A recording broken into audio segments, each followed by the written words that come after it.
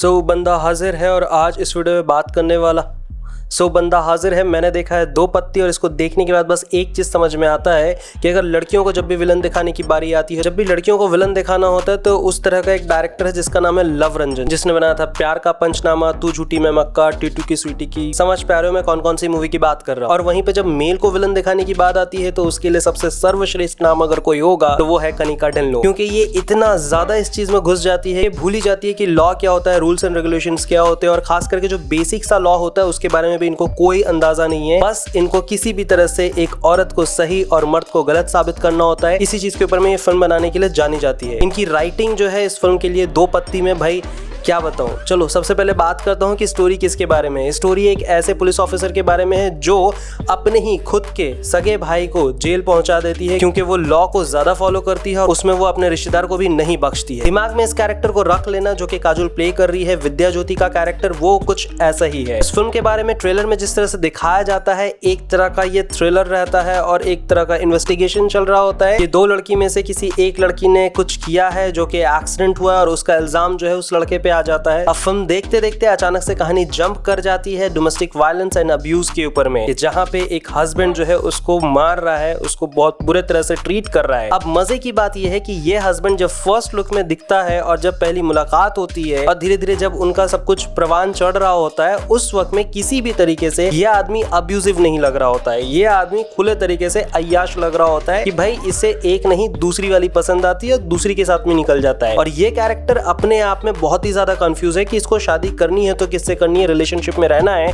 तो किसके साथ रहना है। अब ये सारी चीज के बीच में कहीं पे भी एक बार भी डोमेस्टिक वायलेंस या फिर अब्यूजिव कैरेक्टर का दिखाना लाजमी ही नहीं समझा इन लोगों ने। मतलब यूं समझो कि एक बंदा बहुत ही ज्यादा चार्मिंग है, चॉकलेटी बॉय है, और वो बंदा जो है खुलेआम से अपनी चीजों को सामने रख रहा है कि मेरे टाइप की तुम नहीं हो, मेरे टाइप की ये है। और जब उसके साथ में कुछ हो जाता है वो देखता है भाई देखो घरेलू लड़की से शादी कर लेनी चाहिए और कर लेता है। इन सारी चीजों के बीच में कहीं पे भी एक भी थप्पड़, किसी भी तरह की गाली या फिर कुछ भी नहीं दिखाया जा रहा होता है। और अचानक से कहानी के अंदर में ये याद आता है कि देखो जो मैं फिल्म बना रही हूँ या जो फिल्म लिख रही हूँ उसमें हीरो एक लड़की होगी और विलन एक लड़का होगा, यानी मेल कैरेक्टर को ये दिखाना है कि ये लोग ऐसे ही करते हैं। आप सोच करके देखो कि जहाँ पे कृति सेनन की जो माँ है उसका डेथ दिखाते हैं कि उसका बाप जो है वो मार रहा होता है और मारते मारते जो है एक दिन डेथ खत्म हो जाता है। इनके पैटर्न के हिसाब से ये चलना पड़ेगा कि अगर कोई हस्बैंड ने हाथ उठाया है तो भाई आखिर में जाके वो तुम्हारा मर्डर ही करने वाला है, लिटरली मर्डर करने वाला है या फिर मर्डर प्लान करने वाला है। जबकि इस कहानी के उस हिस्से से पहुंचने से पहले तक पूरी तरीके से दिख रहा होता है कि ये बंदा इससे थक चुका है। और एक चीज तो समझ से बाहर है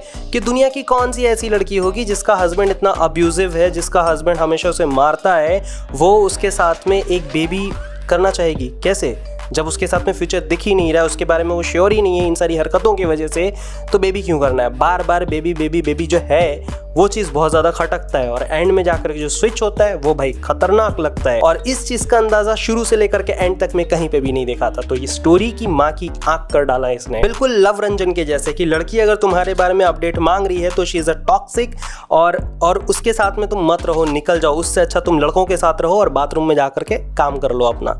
तो इनका भी यही तुक बनता है। इस तरफ में लड़कियां विलन होती है और लड़के जो है अपने दोस्तों के साथ रहो, लड़कियों के साथ में कभी आगे नहीं बढ़नी चाहिए। तो इनके हिसाब से तो पूरा जनरेशन ही खत्म हो जाएगा, मतलब ह्यूमन स्पीशीज ही खत्म हो जाएंगे अगर सारे लड़के इस तरह से फॉलो करने लग गए तो। और सारी लड़कियां अगर बेवफा है, सारी लड़कियां अगर गोल्ड डिगर है तो फिर क्या होने वाला है। बिल्कुल वही चीज जो है कनिका ढिल्लों पे भी आता है कि अगर सारे के सारे ऐसे हैं तो फिर क्या आप कहना क्या चाहते हो। मतलब फेमिनिज्म ऑन टॉप, जिसका कोई हाथ पांव नहीं है। सबको फेमिनिज्म को सपोर्ट करते हुए दिखाना है तो भाई सब कह रहे हैं कि फिल्म बहुत अच्छी है, बहुत अच्छे टॉपिक को टच किया है, टॉपिक को टच अच्छा किया है, लेकिन इसको प्रेजेंट करते करते जिस गली में घुस गए हैं उस गली में जाते जाते ये अपने आप को ही विलन बना डाले और अपने ही तुक को किसी भी तरह से साबित नहीं कर पाते हैं। आई थिंक इस टॉपिक पे किसी ने बात नहीं की और मैंने कह दिया है। अब मुझे पता है बहुत सारे जो एकदम फेमिनिज्म को सपोर्ट करते हैं और जितनी भी फीमेल होंगी वो जाकर के लिखेंगी, पर अगर थोड़ा सा दिमाग लगा लो, like you have a brother also, you have a father also. जैसे लड़कों को कहते हैं कि गंदी नजर से देखने से पहले एक चीज ध्यान में रखना, तुम्हारे घर में भी माँ और बहन है। तो बिल्कुल किसी लड़के के बारे में कहने से पहले दिमाग में रखना कि आपके भी भाई हैं, आपके भी बाप है,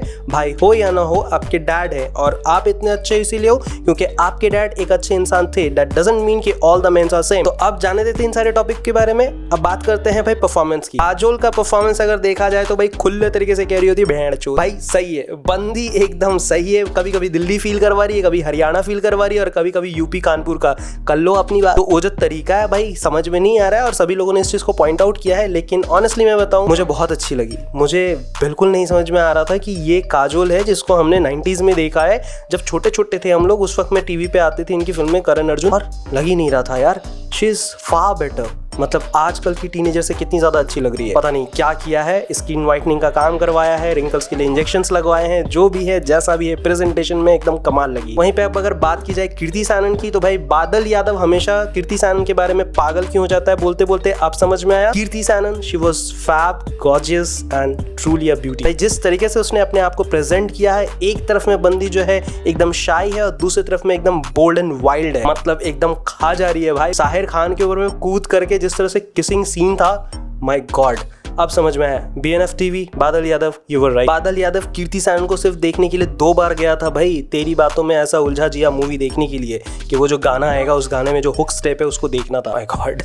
seriously she is damn good. बहुत ही जबरदस्त दिख रही थी और अपने परफॉर्मेंस को और भी जबरदस्त रखा, खास करके जब वो क्लाइमेक्स वाला सीन रहता है, जब वो टूट रही थी, जब वो ब्रेक हो रही होती है, उस वक्त का परफॉर्मेंस एकदम फाड़ लगता है। और उसकी जो माजी का रोल प्ले करती है, माजी का रोल ऐसा लग रहा था कि वो अभी भी बाजीराव मस्तानी कह लो या फिर अकेले हम अकेले तुम वाले कैरेक्टर से बाहर ही नहीं आई है, सेम तरीके से चल रही है। उसके नजर से एक बंदा कमीना है सो कमीना है। अब वो उसको प्रूफ करने पे लगी हुई है कि ये रिश्ता गलत है। ऐसा लग रहा था मैं पुराने फिल्म में पहुंच गया जहाँ पे उनको हर एक रिश्ते से प्रॉब्लम होता था। बाजीराव और मस्तानी के रिश्ते से प्रॉब्लम था, अकेले हम अकेले तुम में राजा और रानी के प्यार से प्रॉब्लम था। मतलब ठीक है, ये बंदी आज भी वैसे ही है और she was fab on the character.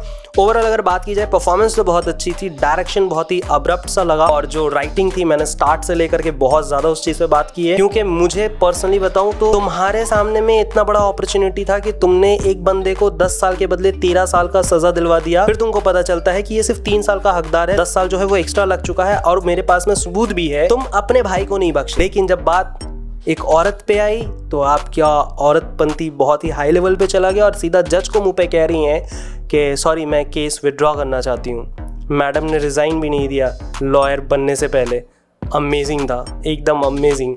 मतलब गर्व फिल्म का एक रेफरेंस मुझे मिला, मैं एक वीडियो देख रहा था जिसमें बताया जा रहा था अमरीश पुरी गर्व फिल्म में सलमान खान का लॉयर बन करके खड़ा होता है और उससे पहले वो उसका सीनियर रहता है, पर वो पहले उसमें से इस्तीफा देने के बाद फिर लॉयर बनता है, तब जाकर के केस लड़ता है। ये खा गई। तो अच्छा है, जो भी है जैसा भी है जो भी था मैं बता दिया हूँ। आपका क्या टेक है बताओ कमेंट करके। यहाँ तक वीडियो देखने के लिए तहे दिल से धन्यवाद। मिलूंगा नेक्स्ट वीडियो में, तब तक के लिए स्वस्थ रहो, मस्त रहो, जबरदस्त रहो।